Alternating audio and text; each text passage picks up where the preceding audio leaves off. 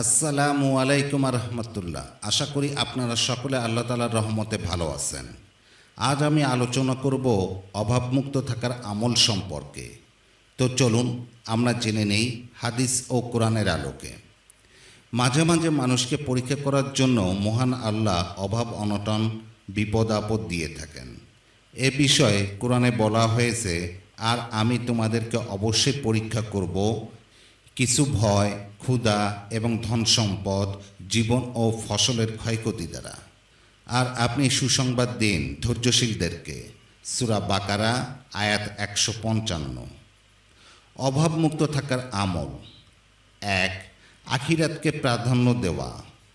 আখিরাতকে প্রাধান্য দিলে মহান আল্লাহ শান্তি দান করেন, আর দুনিয়াকে প্রাধান্য দিলে মহান আল্লাহ অভাব, হতাশা ইত্যাদি বাড়িয়ে দেন।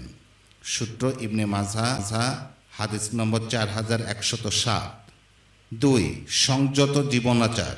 রাসূল সাল্লাল্লাহু আলাইহি ওয়াসাল্লামের যুগে যখন মদিনা দুর্ভিক্ষ এসেছিল, তখন থেকে উম্মতকে বাঁচাতে সবাইকে তিনি জীবনাচারে সংযত হওয়ার নির্দেশ দিয়েছিলেন। ইবনে ওমর রাদিয়াল্লাহু তাআলা আনহু বলতেন, অভাবের দিনে রাসূল সাল্লাল্লাহু আলাইহি ওয়াসাল্লাম কাউকে তার ভাইয়ের অনুমতি ছাড়া একসঙ্গে 2টি করে খেজুর খেতে নিষেধ করেছেন। সূত্র বুখারী, হাদিস নম্বর 2455। 3.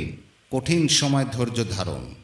দুঃসময় ধৈর্য ধারণও এক ধরনের নেক আমল এবং এটি একটি ফরজ ইবাদত। খাদ্য সংকট বা দুর্দিনে রাসূল সাল্লাল্লাহু আলাইহি ওয়াসাল্লাম ও সাহাবায়ে কিরাম ধৈর্য সহকারে আল্লাহর সাহায্য কামনা করতেন। 4.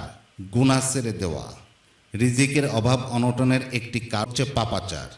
তাই রাসূল সাল্লাল্লাহু আলাইহি ওয়াসাল্লাম উম্মতদের অভাব অনটন থেকে বাঁচতে পাপাচার থেকে দূরে থাকার তাগিদ দিতেন। সাওবান রাদিয়াল্লাহু তাআলা আনহু বলেন, রাসূলুল্লাহ সাল্লাল্লাহু আলাইহি ওয়াসাল্লাম বলেছেন, মানুষ তার পাপ কাজের কারণে তার প্রাপ্য রিজিক থেকে বঞ্চিত হয়। সূত্র ইবনে মাজাহ, হাদিস নম্বর 4022। 5. বেশি পরিমাণ দোয়া করা। অভাব অনটন এবং দুর্ভিক্ষ থেকে রক্ষা পাওয়ার আরেকটি আমল হলো বেশি বেশি দোয়া করা। মহান আল্লাহর কাছে অতীতের গুনাহগুলোর থেকে তাওবা করা, পরিস্থিতি অনুকূলে এনে দেওয়ার জন্য দোয়ায় মগ্ন হয়ে যাওয়া। অনেক ক্ষেত্রে দোয়ার মাধ্যমেও বহু সমস্যার সমাধান হয়ে যায়। রাসূল সাল্লাল্লাহু আলাইহি ওয়াসাল্লাম দুর্ভিক্ষ থেকে মুক্তি পেতে মহান আল্লাহ তাআলার কাছে দোয়া করেছিলেন।